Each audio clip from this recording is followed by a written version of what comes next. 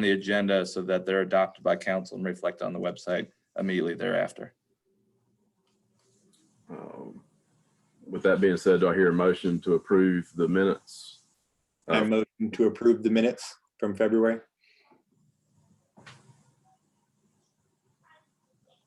I'll second that. All those in favor of approving the minutes, please say aye. All right, passes unanimously. Thank you. Now moving into new docket numbers. Greg, we are skipping over 002. That's been withdrawn, correct? Mr. Chairman, let me interrupt you just right quick. You had the vote on the minutes and a lot of people were muted. This meeting is being recorded, so if everybody could make sure their mics are on when they vote so the recording picks up your voice.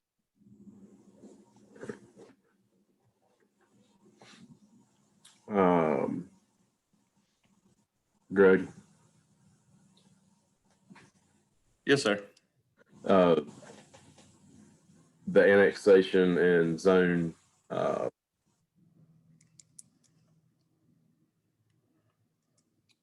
Yes, Mr. Chairman, the docket number FI 2021-002 has been withdrawn by the applicant. And also did want to make the announcement that we do have 4 planning commissioners present, which is a quorum. If at any given time this evening that we lose a planning commissioner for whatever reason, and we only have 3 or less, the meeting will have to end, and any unfinished business will have to be we'll have to move to next month's agenda. And item FI 2021-004, I believe needs to be tabled. I believe, Mr. Gordos? Yes, Mr. Bell, that's correct. That agenda item was tabled at our February Planning Commission meeting. The applicant reached out to staff, noted they needed more time to make those changes that caused that item to be tabled.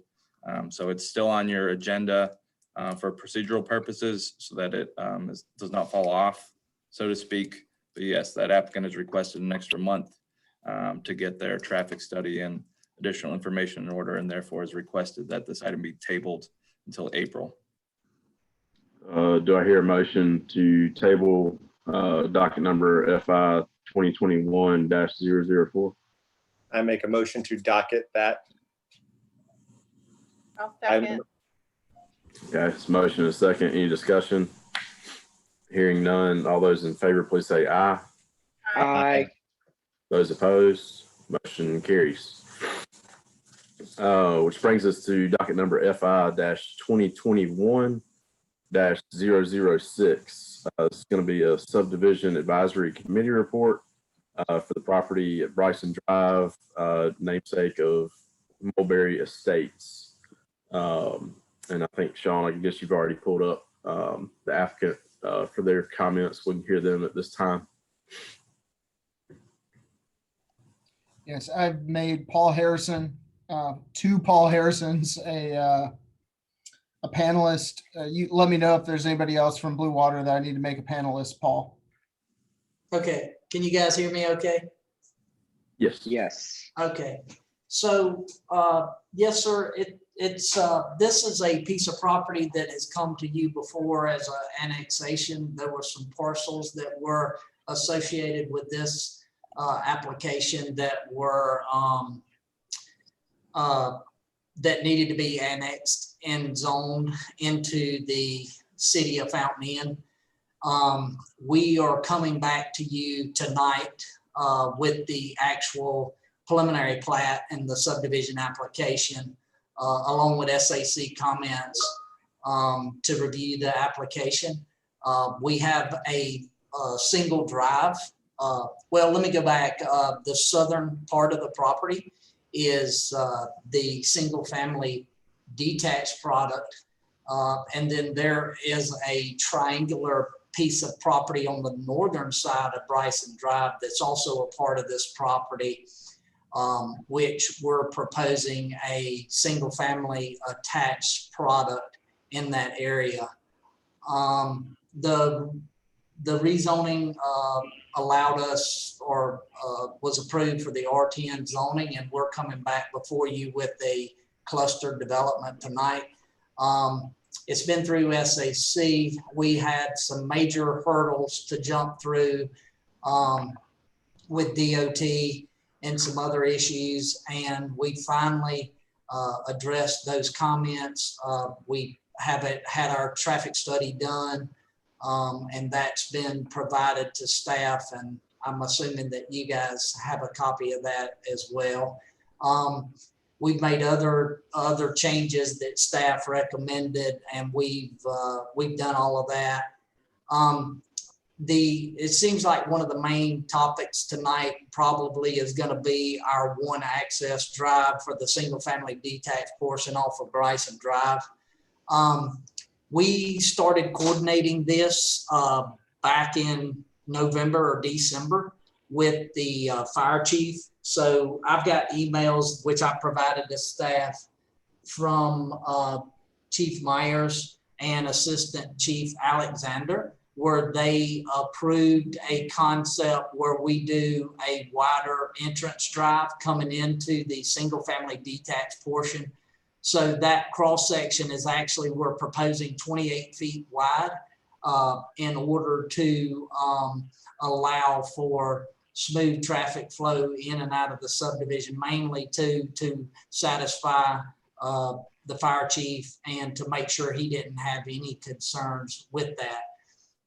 The traffic study did recommend the road improvements along Bryson Drive, which we're willing to, we recognize those improvements and are willing to put those, to do those improvements in order to satisfy SCDOT and in order to obtain our driveway encroachment permits for the development. Along the southern part of the property, there's an existing sewer easement in place, and we're proposing a trail easement for the city of Fountain Inn along that sewer easement path that would not only tie back to the subdivision, but would also parallel the eastern property line and kind of go in a direction that would be going back to Bryson Elementary School. We're providing a wider entrance as well to accommodate for one lane into the development, a left turn out and a right turn out for the single family detached portion of the property. With that being said, I don't know that I have a lot to add. I know we've been working on this site for a very long time, and kind of glad we got to this point. So I'm hopeful that we can get a favorable decision tonight. And if there's any issues that need to be discussed, the owner should be on as well. And then I have Melanie Giles on as well, but I should be able to answer any questions that y'all might have. Any questions for the applicant at this time? Hearing none, we'll go ahead and move to city staff report from Mr. Gordos.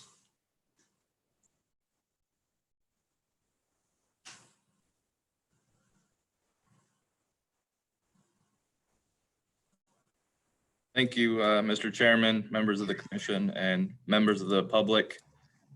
This is in regards to a preliminary subdivision application, and in that what we call the SAC report, the Subdivision Advisory Committee report. This is a group of comments and edits made by Greenville County staff, engineers, traffic engineers, and planners, as well as utility companies regarding a proposal for a subdivision. This differs from a rezoning case where you change from one category to another. This SAC report and the presentation to staff is to show the public what is proposed for an area, that it meets all local, state, and federal guidelines, and to discuss any design criteria or zoning criteria that is left prior to a subdivision being built. This is the SAC report and zoning comments for a subdivision proposed as Mulberry Estates. It's located on Bryson Drive, on both sides of Bryson Drive, between the Hidden Creek subdivision to the south and the West Farm subdivision to the north, for the majority of the parcel that is found on the right-hand side of Bryson Drive. The applicant, the engineer being Blue Water Civil, who you just heard from, they're proposing 183 units.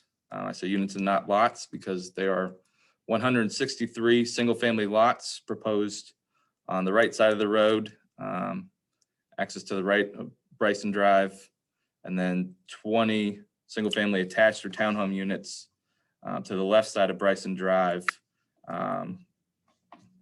Each would have one access. That one on the left is a triangular shaped parcel. The one on the right has a narrow strip touching Bryson Drive, but the majority of the parcel is located further back and would not actually front Bryson itself. This was initially brought before you for last month's meeting, and then that item was tabled. It was tabled in order to address SAC comments and concerns. I'll read some of those comments briefly, as well as staff's comments, and go from there. Again, I would just note that this property was the majority of the property was within City of Fountain in limits already and was zoned R15 through the public hearing process, Planning Commission, City Council. That portion was rezoned to a different single-family zoning category of R10, and those small portions that were needed to create access to Bryson and to get that triangular shaped parcel to the left, those were annexed into City of Fountain in limits already. The last thing I would note about the design is that the lots are 52 feet wide, and the townhomes obviously are much narrower, 20 feet wide, but they're exclusively on the left-hand side of the road. This is a subdivision type that the Planning Commission has never seen before, and that it's a majority of single family, but there are a couple townhomes or single family attached products associated with this project. That's due to the zoning category allowed for this property, that R10 residential district zoning. That's a primarily single family residential zone, but if you do an open space or cluster development and you set aside 30% of the land as open space, whether usable or unusable, there is an allowance for a small number of townhome units to be within a single family subdivision. Again, we haven't seen a development type of that before, but that's why there are a couple attached units as part of the single family development. I won't read the SAC report verbatim, but we have comments from Greenville Water, Metropolitan Sewer, who states that the new lines would belong to Metropolitan Sewer. And SCDOT, they noted that a traffic study was required for part of this development, and that the TIS needs to include the single family lots and the townhome developments. That study was done and amended and showed several improvements that would be necessary for the driveway entrance and for Bryson Drive itself. That traffic study also noted the traffic patterns predicted based on this subdivision. Based on that report, it said that 70% of the traffic is going to turn left, go southbound towards the intersection of Main Street and Bryson, and that 30% of that traffic will turn right out of the subdivision and go towards Howard Drive. So that's what they estimate the actual traffic impact of this subdivision to be. The other SAC comment associated with that, again, this was dated January 19th, 2021, and we haven't seen it until today because they were taking time to address those comments.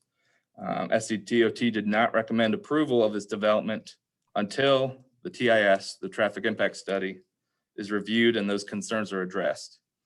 So now we now have the revised traffic impact study, and it illustrates the changes that would be necessary on Bryson, a SCDOT road. Some of the other comments were regarding stormwater, who would own what portion of the HOA, because it's on both the left and right-hand side, and that the road names for E91 were approved. Also, the school notes that the sidewalks are required. Just noting that there's not currently sidewalks on Bryson Drive as part of this development.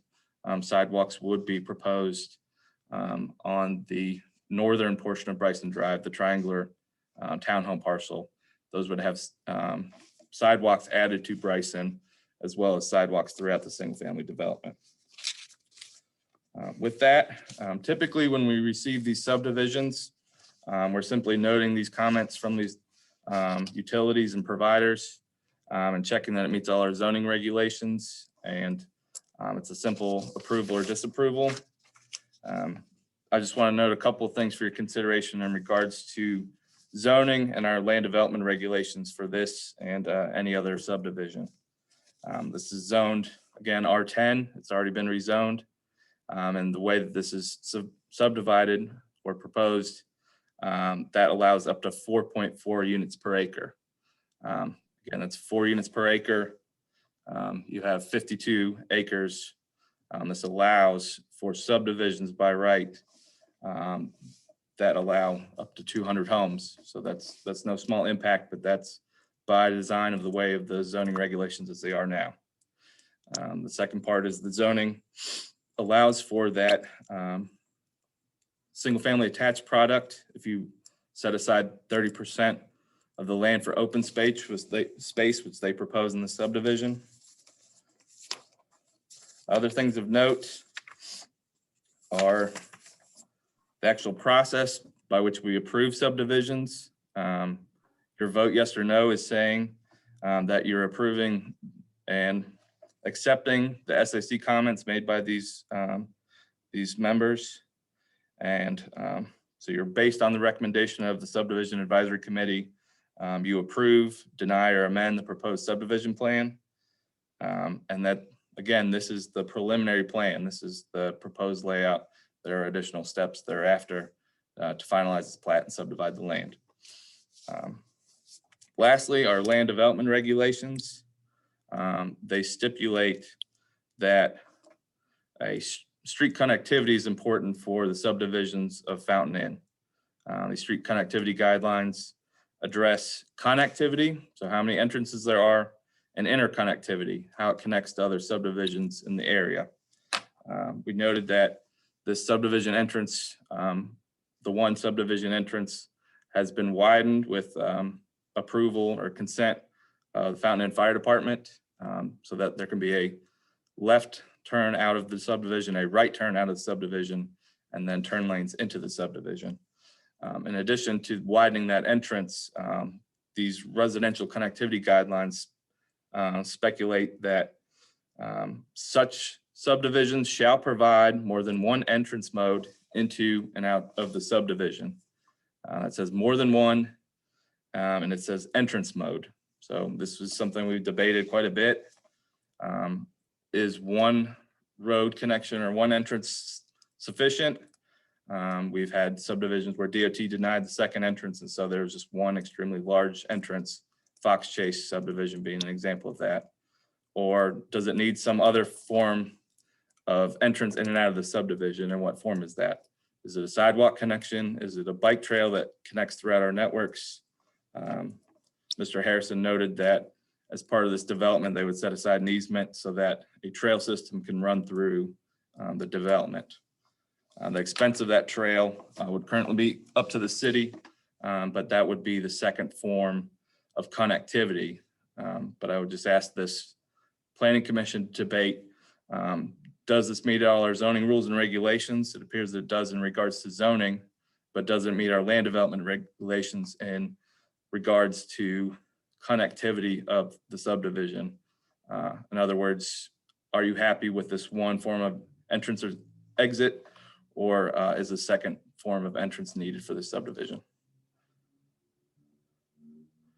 With that, I'll pause for any questions or comments.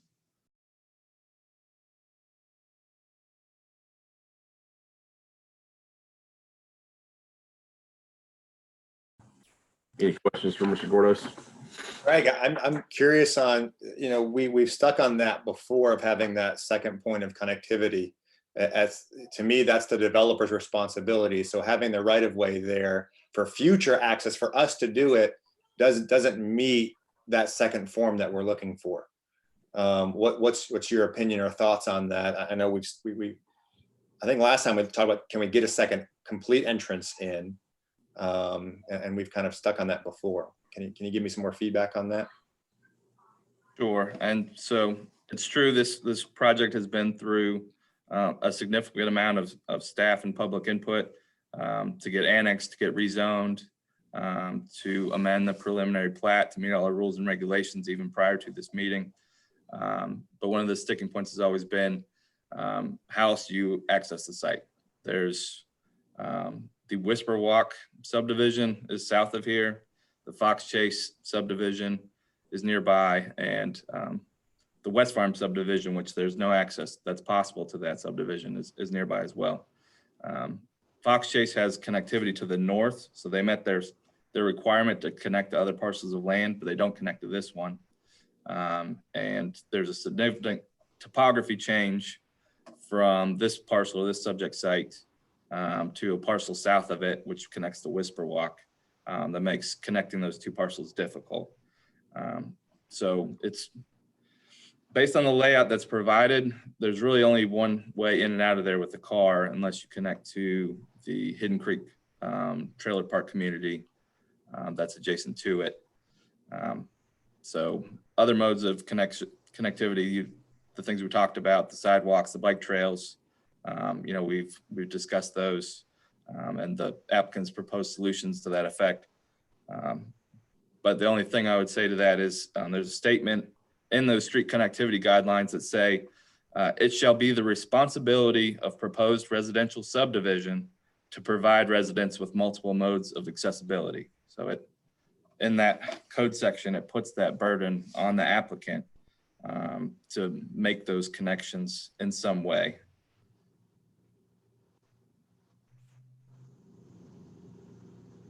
Any other questions for Mr. Gordos?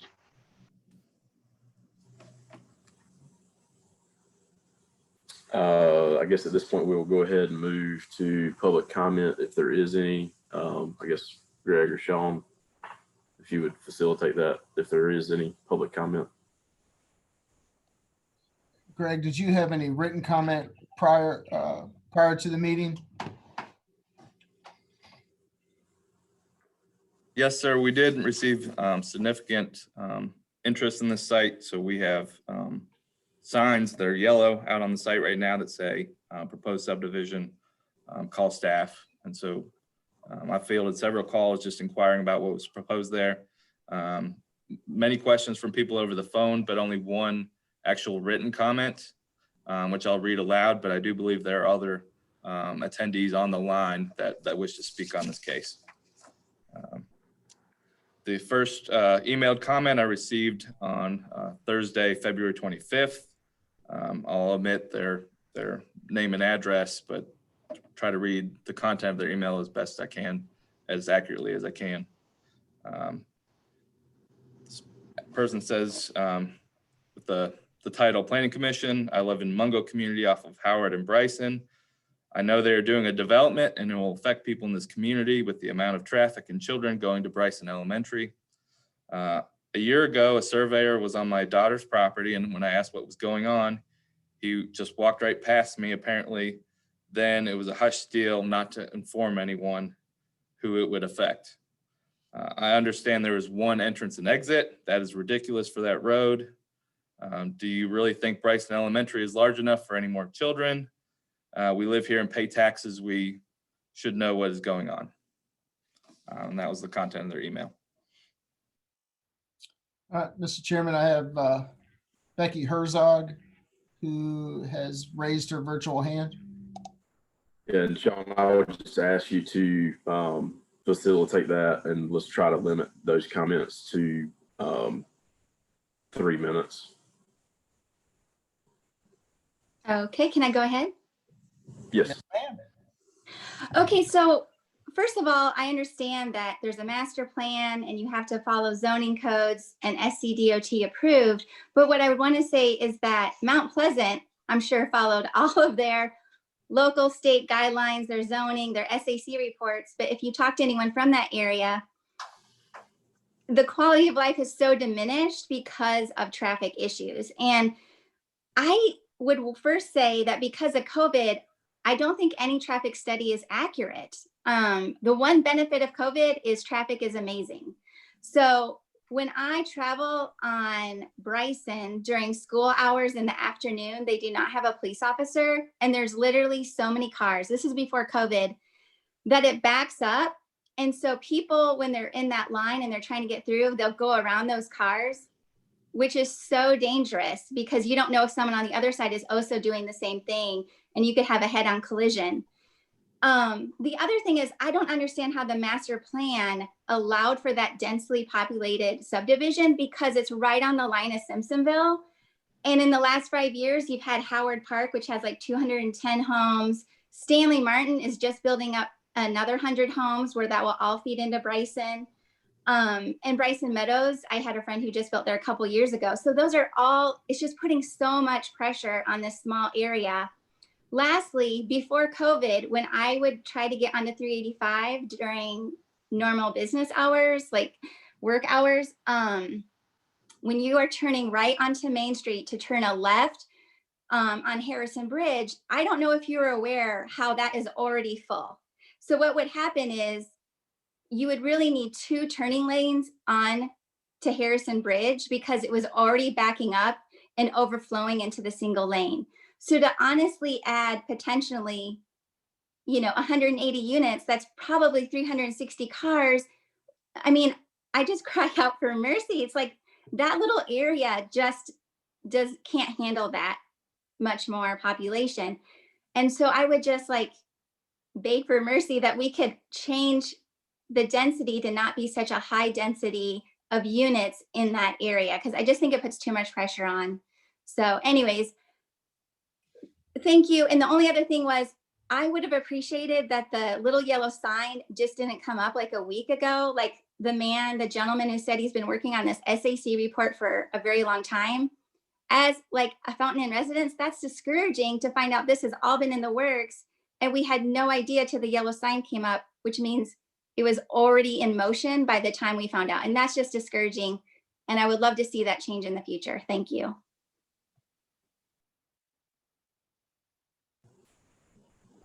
Thank you, Sean. Is there any more comment?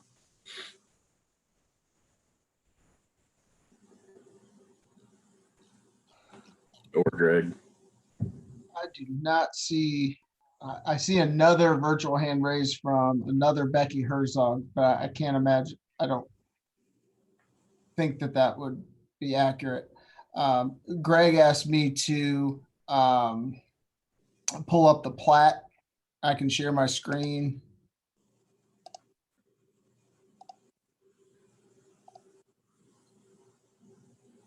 Can you all see the plat? Okay. Greg, was there anything you wanted me to zoom in on, sorry? No, sir, I just think it's important. And I apologize, I was speaking through it, particularly with subdivision layouts, to know that these aren't zoning changes. We're not talking about changing the density. We're actually talking about what this thing looks like. So for people on the call who are interested to know, this is the exact layout, number of lots, and the way they're arranged that we're discussing tonight. Gotcha. And Mr. Chairman, it does look like we have one additional person that wants to speak. Okay. If you can go ahead and facilitate that, please. Hey, can you guys hear me? Yes. Hey, this is Steve Havina. I live at 125 Belgian Blue Way. I was unaware I had to pre-register for the webinar, and Becky kindly shared her invitation. I'm sitting here with my father-in-law, who also lives in West Farm. I got a lot to say. I'm gonna speak quickly because I want to honor your 3-minute requirement or request. I'd like to say at the outset about my comments that the proposed development is adjacent to my property at 125 Belgian Blue Way on the east end. The subdivision signs recently placed on Bryson were the first notice that I, as an adjacent neighbor, received relating to the subdivision. If it were possible for me, or if I was made aware to comment earlier, I would have. I'm just here to express my concern that, as Becky eloquently stated, an additional 183 units on an already developed 2-lane suburban road is neither feasible nor safe. Bryson Drive has congested traffic during weekday mornings during the school year. The bottleneck is bad enough that a police officer is there every day to direct traffic at the intersection of Bryson Heights Drive.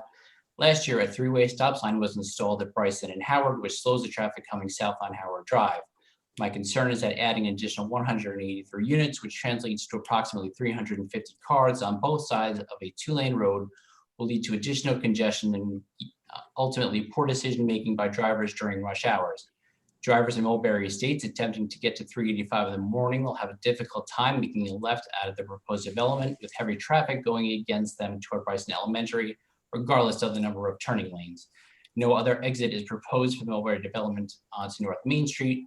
What would happen if an emergency vehicle attempted to get to Mulberry Estates during the morning school hours? In addition to the proposed development, the area from North Main to Howard and southeast to Bryson already has a development under construction, Fox Chase, which consists of 151 units in the first of at least 2 phases.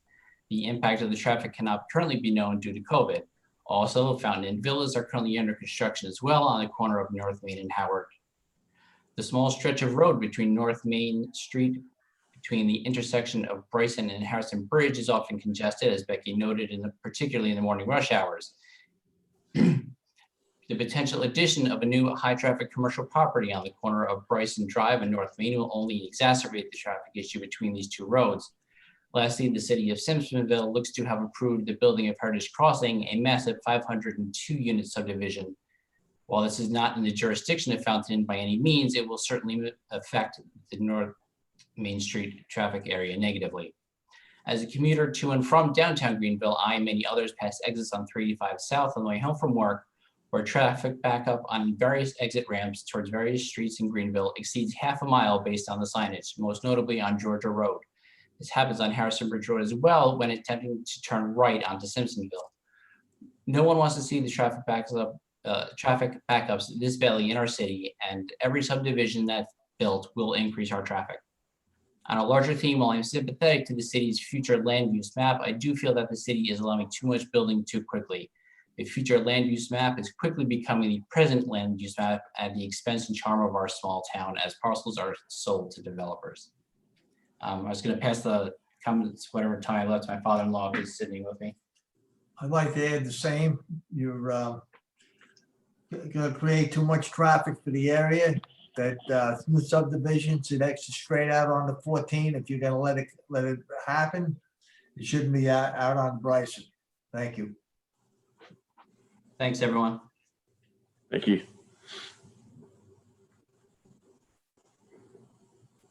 Sean and Greg, does that conclude everything that you're seeing on public comment?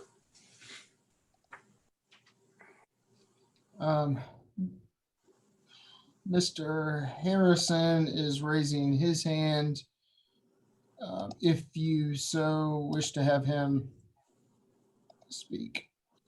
I would probably question Mr. Holmes and see if that is, I know it doesn't necessarily fit our Explain his relationship to it. He's the applicant. applicant. Okay, well, you normally have the applicant make their presentation, and that would have been the appropriate time, but the commission can decide to give him an additional opportunity to speak. Does anybody on the commission have any opposition to letting Mr. Harrison speak again? Okay. No opposition. Mr. Harrison, 3 minutes if you'd like. Okay, I just want to add a couple of things.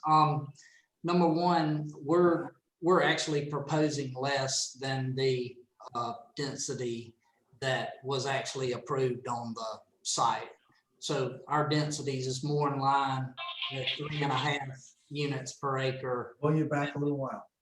as opposed to the 4.4 that was actually granted in the rezoning approval.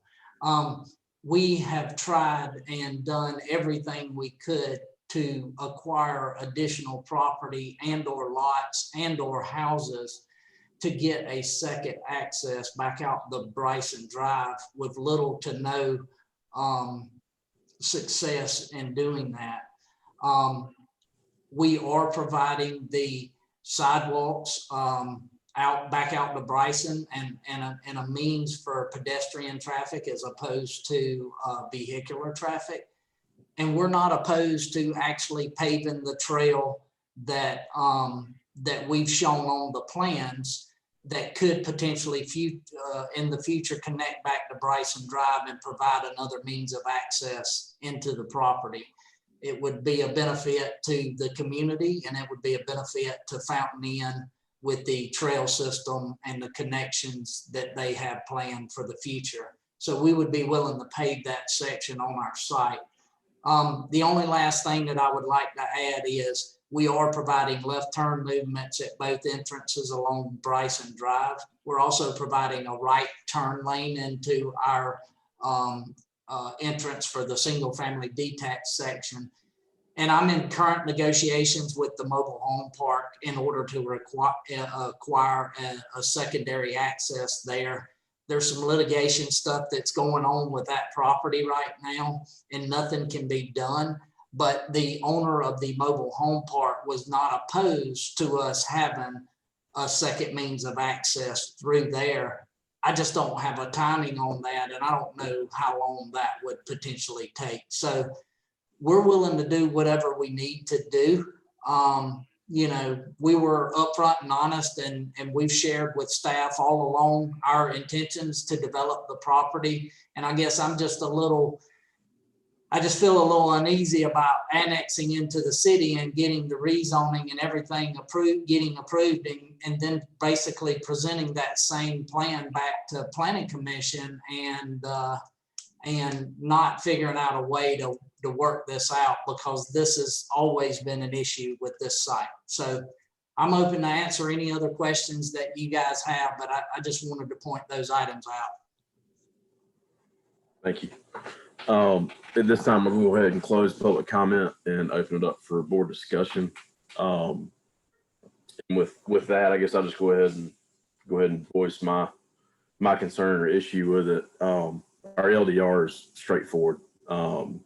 The only recent time I can remember going against that in aspect to house count and having that second entrance was the property near the end of Howard Drive behind the gas station. And if I remember correctly, we went to a wider entrance there and allowed it to be a single entrance because of not wanting to have a second entrance closer to the stoplight at Main Street, which in that case made sense. But this is a lot of houses, in my opinion, for one entrance. Yep, that's exactly my point, Aaron. I agree. I think the second point of connectivity with a vehicle is important.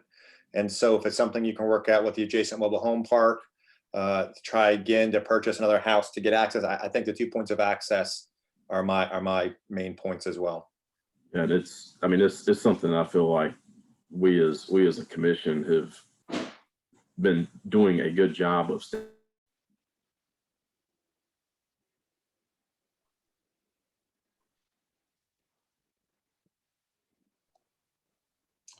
We lost you, Mr. Chairman. Got me again? Yep. I guess what I was just saying is that the LDR, should be pretty cut and dry, and I think it is in this case. And I don't see a reason to break from that with that second entrance.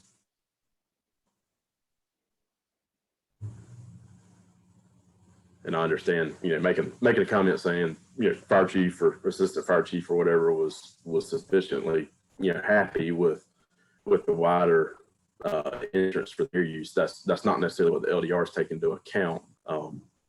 Is necessarily emergency access. It's ease of traffic flow, which is why I have reason to not want to see it passed as proposed. Can I speak? Is that possible? Not right this second, unless the majority of the board is okay with that. I just work for the owner. I'm okay to hear more feedback. I mean, if we're making a decision, I'm okay to hear. That's fine. I thank you for your time. I appreciate it. I'm Joe Waldron with Mark III Properties. I just wanted to mention that, like Paul said, we did try to acquire a few other options of how we could connect back to Bryson. If you look at that layout that you have pulled up there, the only one that's really feasible is a connection that would line up with our townhome parcel across the street. We don't really have any parcels available of a certain size big enough to support the right-of-way that we would need to get back to Bryson to the east of our main driveway. So Leak, I don't think is a very good option. And then any of the other driveways before you get to the elementary school, the parcels that we would have to acquire and then go through aren't really wide enough to fit that right-of-way. So our only real option for a second drive would be to line up with, like I said, the townhome portion. And I'm not quite sure, I'd have to pull a measurement, but unless you have adequate separation between those two drives, it starts to become more of a congestion than it would have, seemed like on paper. And as Paul mentioned earlier, we are widening that road at both entrances. So there'll be a left turn lane into the townhome and a left turn lane into the main area. So into the main heart of the subdivision. So there will be free flowing traffic that won't be disrupted there. I understand the concern about the additional cars, but I assure you guys, if we had a viable option to provide a secondary access, we would have done it. I promise you. We certainly wouldn't have gotten a parcel of land rezoned and gotten it this far without if we thought we would have potentially gotten turned down because of that, because we've widened out.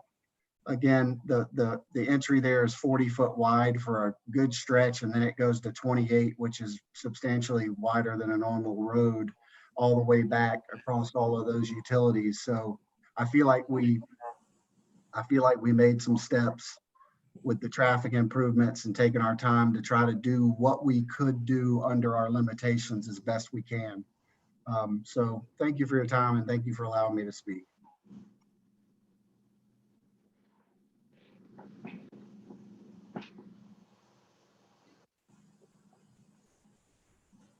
Any other discussion amongst the board?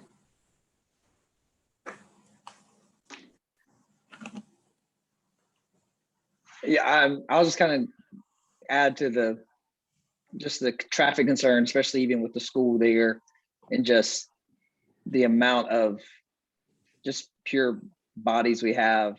And yeah, I think there's going to need to be turning lanes. I appreciate that. I mean, that's got to be there for the school, but even going towards Main Street of trying to turn back towards the highway, it's just, I drive that way in the morning past the DMV, and it's just going to the Hillcrest and the high school, and with the school there, that's a lot of movement for that road.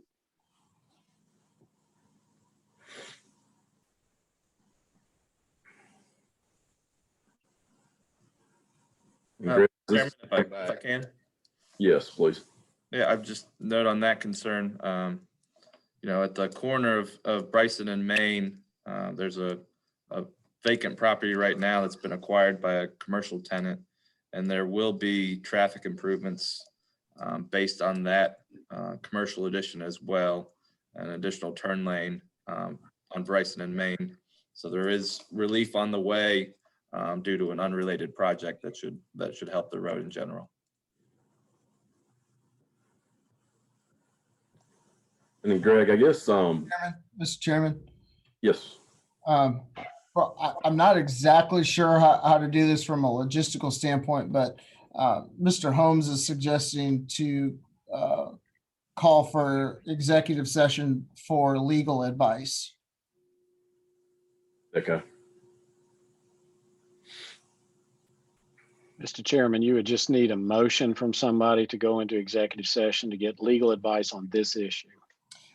Mr. Holmes, I just am not sure logistically with this Zoom meeting, how to do that.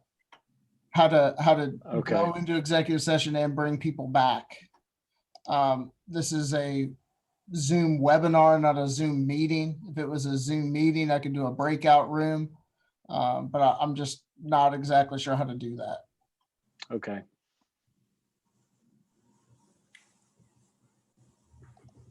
Can you do an executive note by email? Email us all real quick. Is that possible? No. We're starting a second. We could park it to the end of the agenda if you wanted. Does anybody have any objection of moving it down the agenda?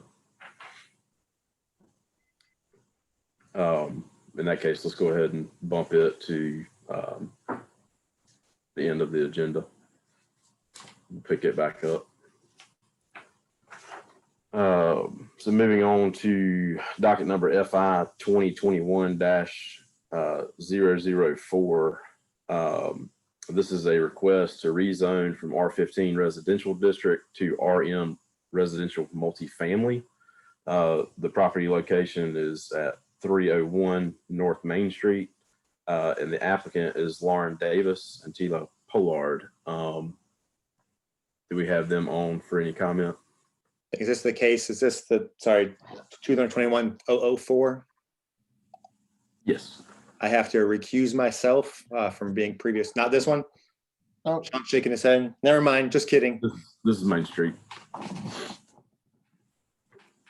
One second, Mr. Chairman, I'm trying to pull up applicant now. yes, sir. Okay, thank you.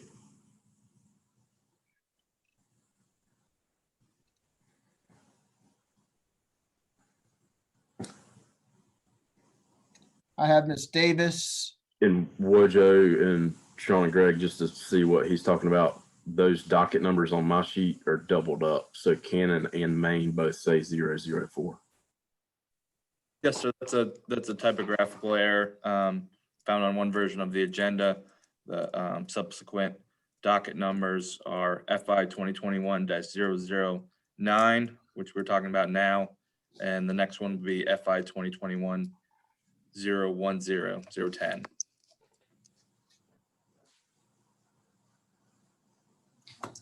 So Main Street is 09 and Cannon's going to be 10. Correct. Mr. Chairman, I have Miss Davis. I don't see a Miss Pollard on the line. She's here with me. Okay. We're side by side. All right, you can go ahead and proceed with your comments. Okay, well, thank you for your time this evening. We are looking to, we have a subdivided back portion of our property here, and it's 0.64 acres that we have already subdivided, and we are looking to move this from single family to multifamily, and with the hopes of putting a triplex type property back there for our family. I have one son that is on the autism spectrum, and I have a mother and another daughter, and we're hoping to just keep everybody on the same property with this additional multifamily being built.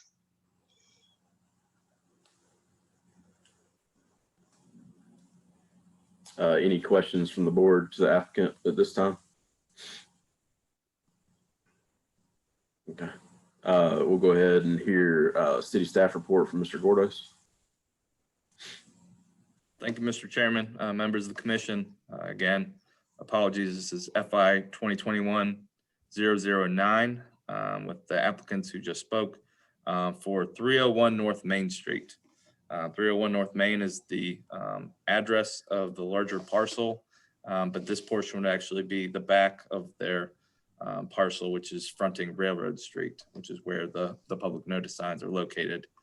So it's part of the tax map number 0344-000-201-500. That being about half an acre, 0.64 acres. It's currently zoned R15 residential district, which is a single family zone. The rules for those zones is if it's the existing property and not a subdivision, that is a single family zone. There's a single family on one lot of land. So in order to get any kind of additional units, whether they're duplex, triplex, townhome, or apartments, it has to be rezoned to a multifamily category, which is what they're requesting. It's an RM multifamily district request. Again, that's only for the back. The surrounding land uses are single-family residential along North Main Street, institutional uses throughout. This is right next to CVS and near this building. So City Hall, the police station, several churches, the Yont Center, and the aforementioned CVS commercial property. Those are all nearby at a variety of zones. The homes on North Main are zoned that R15 single family. The CVS in downtown is zoned C1, Central Business District. That's our Main Street zoning category, and that also allows residential. And then there is actually an RM zoned property south of this property across the railroad tracks near the restaurant known as Tony's Pizzeria. Your agenda packet shows the actual parcel size itself that contains 301 North Main. The portion that will be subdivided off, which is the back portion of the lot. There's just a shed or barn structure there now. There's no home on the lot as exists right now. And then the surrounding zoning showing that it's right on that boundary of the Central Business District C1 zone and the single family residential R15 zone. Again, there's nothing there now, and the applicant has stated that the intention is for multifamily to house multiple families their own, but RM allows, again, multiple families of any type from apartments all the way to single family homes. So RM is a very broad zoning category. With that, I think the important consideration in this case, being a rezoning case, is its application to the future land use map, which obviously has come into great detail today. The future land use map shows that this area was appropriate for medium low density residential. That would be that R15 zoning category, R12, and that would not include multifamily zoning, would not include that RM zoning category. That future land use map was created in 2017 as part of the 2017 master plan. That said, there would have to be a reason to defy or go against that recommendation on the future land use map. And in staff's opinion, that's the actual location of the property. This property that's subject to be rezoned would front Railroad, not North Main. Its two neighbors would be a house of worship and a CVS drive-through. So there's no impact to residential on either the left or right side of the property, the east or west. There's no impact to the south because there's Railroad Street and then the railroad itself. And then the actual property to the north that would impact it most would be 301 North Main Street, which the applicants already own. So there's only negative impact to one property, and that's the property that they currently live on. So with that, staff had recommended approval of the rezoning from R15 to RM, with the note that the RM category was chosen by the applicant, and that the C1 zoning district also allows multifamily zoning, and there's more C1 zone property or downtown zone property adjacent to this than there are RM zone properties. There's just the one south of Railroad Street.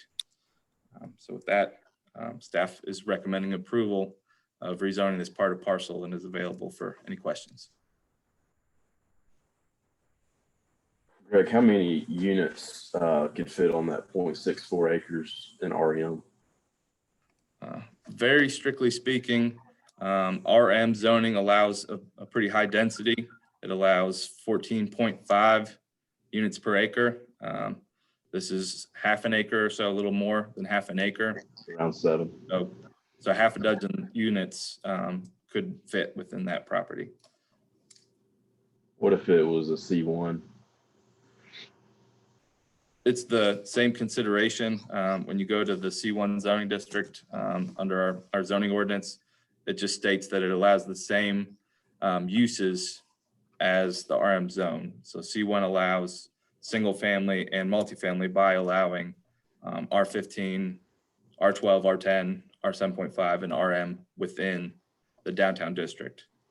There are some design considerations if you're zone C1, how far it's set back from the street, signage, things of that nature. But in terms of density, there's no specification that it would differ from the RM zone of 14.5 units per acre. Any other questions for Mr. Gordos at this time? So, I mean, looking at the character of it, Greg, you mentioned C1. Would it fit better for C1 in your opinion? Instead of RM, does that make more sense? So C1 essentially is designed to accommodate Main Street type uses. So things that are close to the street that don't need a lot of parking, but it does allow some of those uses, a broad amount of uses. RM is intended for those townhomes, duplexes, or apartments, but it's a really broad category. And C1 might actually allow, from a practical standpoint, not only a more urban design, but would probably allow for more units than the RM zone would in terms of setback regulations and other considerations for zoning. So it's the choice of the applicant, but it's right next to a C1 zoned area. You usually want to see that zoning continue in a linear fashion rather than skip around. It makes sense to me if you can achieve the desired purpose of the applicant in the C1, it would make me feel a lot better about it. But anyways, we can leave that till discussion. Any other questions for Mr. Gordos? Hearing none, we'll go ahead and move over to public comment if there is any. Sean or Greg? I believe Greg has some, no? So we received public comment regarding this item from adjacent property owners. They requested information on being on the call, and they requested information on what type of product that the applicant had in mind. They asked that from staff, and they also asked on how to be an attendee on this call. Strictly speaking, there was no statement of public comment given from that person.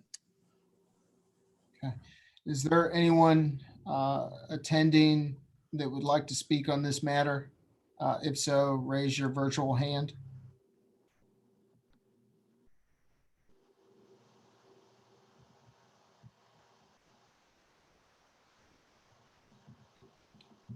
Not seeing any, Mr. Chairman.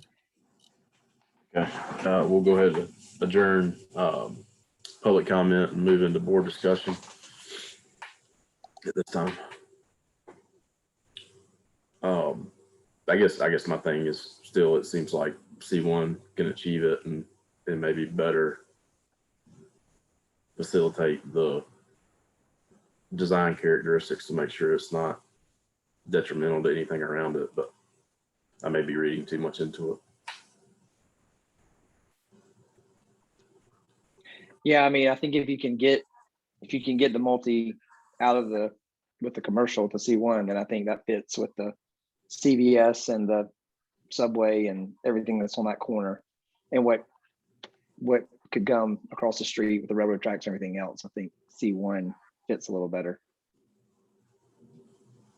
Ms. Davis, would you consider switching your application to C1?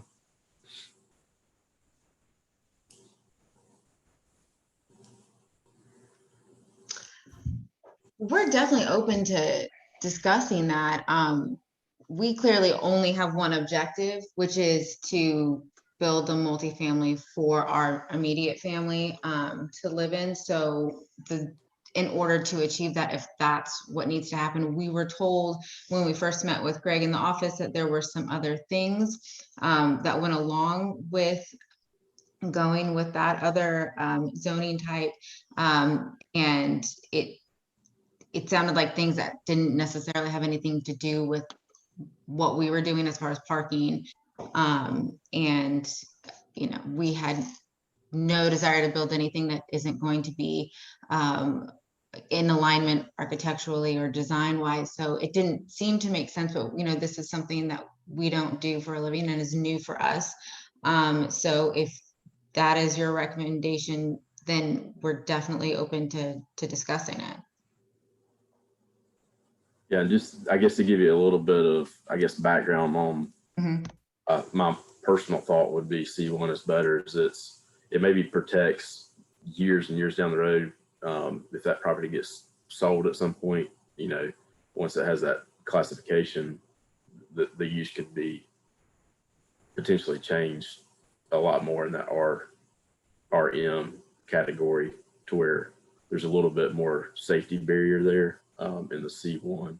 Like I said, I don't think there's anything to lead me to believe that y'all don't want to do exactly what you say. But once something's zoned like that, it's kind of a forever type deal.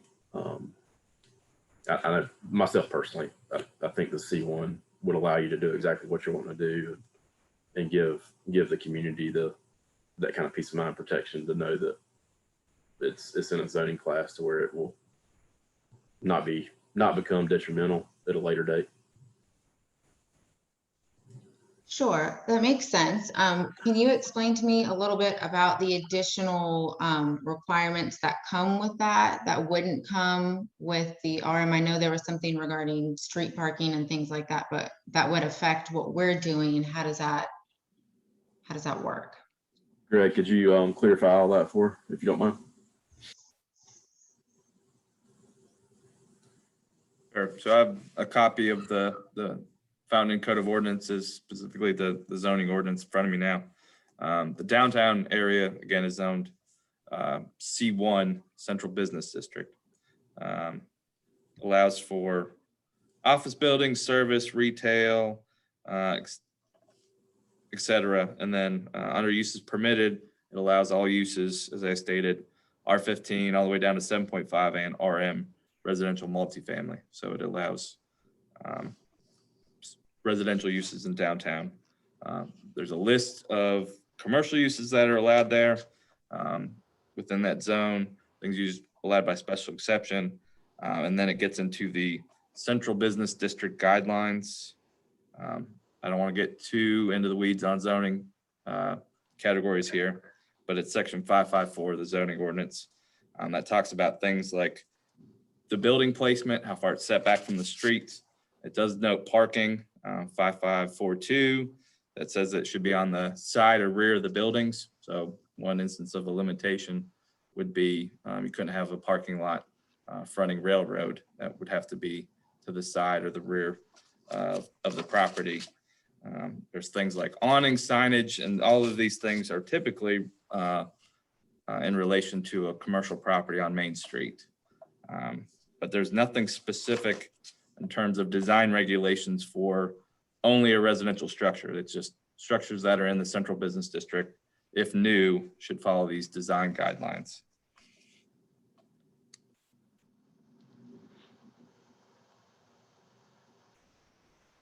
Thank you for that. And given that information and what you guys are saying, we don't have a problem moving from the request from the RM to the C1. Thank you. I believe, don't we have to table this issue and have them reapply at C1? Or can we? You can, I mean, it's on your agenda and you can vote to approve the correct zoning application. The applicants indicated a willingness to accept that, so the motion would just be to accept it with the zoning classification of C1. Great, thank you.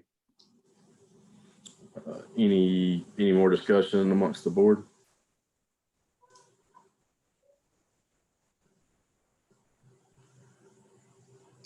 All right, I'll make a motion to approve at the correct zoning classification of C1. I'll second that motion. Just make sure you're unmuted, and all those in favor, please say aye. Aye. Aye. Those opposed, passes unanimously. Thank you. So that brings us to our last docket number, which is going to be FI-2021-010. This is a request to rezone R15 residential district to RM multifamily. There's 4 different tax map numbers associated with that that are on Knight Street and Cannon Avenue. Mr. Chairman, I'm going to recuse myself from this case, having previous experience with this property. So I'll have to recuse myself. For the members, I'd like to get some legal help here on the logistics of this, because we have a recusal, but we also, which means that I would need to put the planning commissioner as an attendee, but I also know that we want to discuss other business as well. So I just need a little bit of guidance here. What I would do, I know y'all are having to move things around, but let's have the executive session somehow first, because my anticipation is when a member recuses themselves, you no longer have a quorum. So frankly, you can't meet on it at all. And that's going to be a little bit cumbersome. I'd really rather not have a meeting where I didn't have a quorum and then try to pick up on something later. Would it be okay to basically address members of the public on the call, kind of as to what's, I guess, about to happen? For those on this call regarding this last docket number, due to personal involvement on the property, Mr.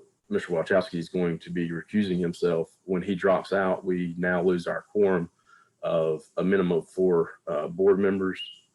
So what this will do, I believe, if available, we will try to facilitate this meeting again tomorrow evening or next Monday. Or Sean, do you know yet? So normally we would, but we do have a council work session tomorrow evening at 6 p.m.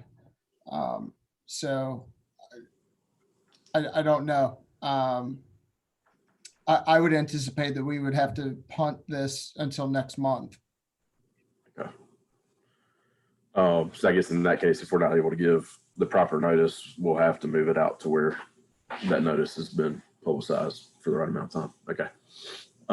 So for tonight's sake, docket number 010 will not be held and will most likely be brought up again next month. Correct. And Sean, that is due to the lack of a quorum, which is being caused because of a recusal of one of the planning commissioners.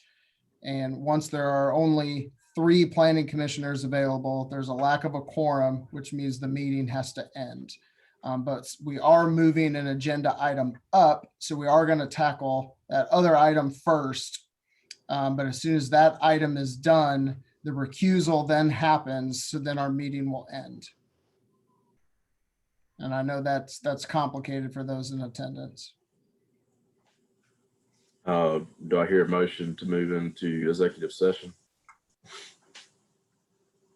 For the receipt of legal advice? Receival of legal advice pertaining to Bryson Drive, Mulberry Estates, docket number. I'll make a motion to go into executive order dealing with Mulberry Estates. And I will second that. All those in favor of moving into executive session, please say aye. Aye. Those opposed, We will now move into executive session. Give me a minute to work on this.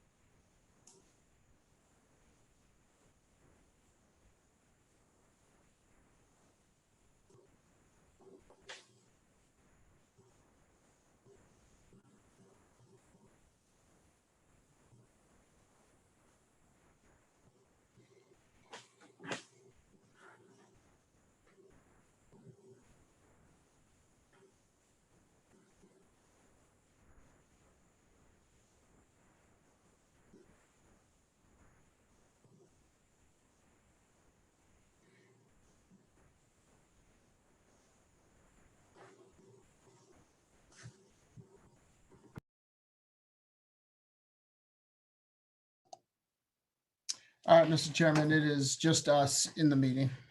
And I am now, Into our normal called meeting. A second. Second. All those in favor? Aye. Aye. All right, let Sean move us back into regular session.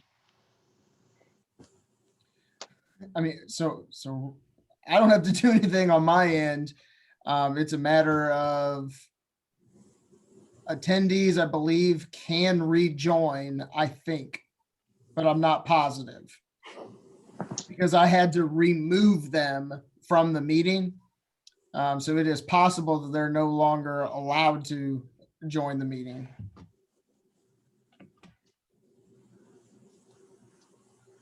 Do you have a way to get in touch with the applicant, those two guys? Yes.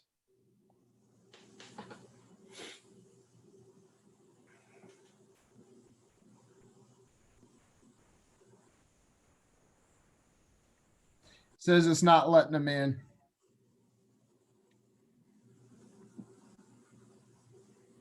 I mean, I am recording it, but that's Do you have a way to send them a new invitation to the while we're in the middle of the meeting? like a new meeting. Well, either a new meeting or just can you? Could they join? Can they join? Send it? Link? Not as a panelist. It's he says it's saying that the host canceled the webinar registration. Under participants, can you click invite and bring them in through that?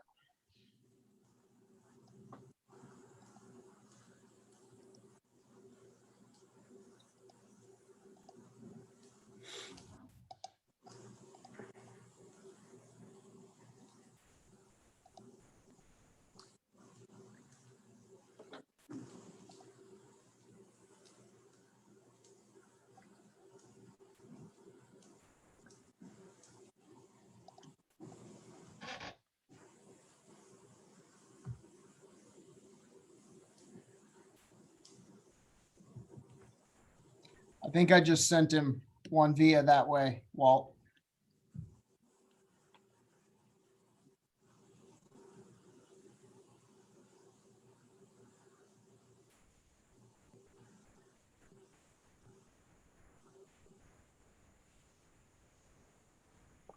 Let's try to have this in person next month. Well, I'm currently in isolation. I couldn't come anyway. I'm currently positive for COVID. So, Oh, fun.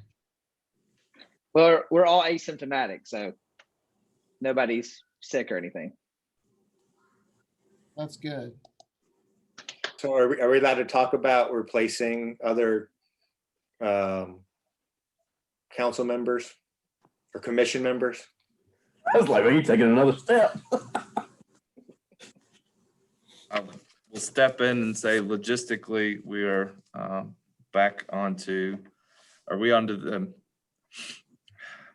gosh, are we on? We're still on the SAC.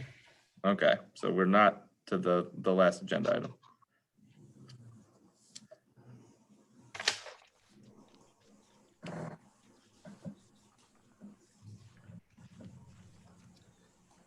I don't know if they're going to be able to rejoin. So I don't know what that means. If you guys want to take action.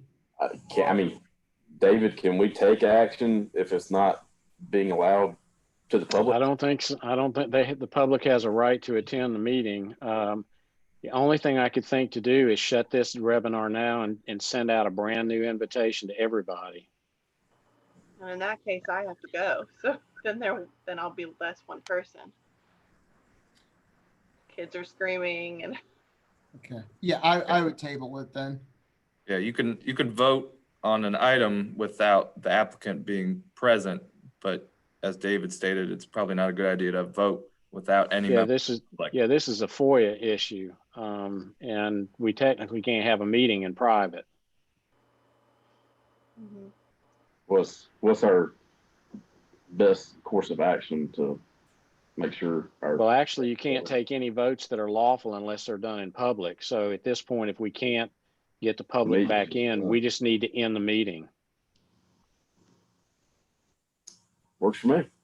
I had a feeling that was what was going to happen with this executive session in the middle of a meeting. Yeah, I mean, unfortunately, there's no fault of yours, Sean. I mean, it's just Robert's rules are not meant to be for Zoom. Nope. I appreciate everybody's patience, though. Thank you. Thank you, Thank y'all. sir. Night. Yeah. Good night. Okay, bye. Thanks, guys.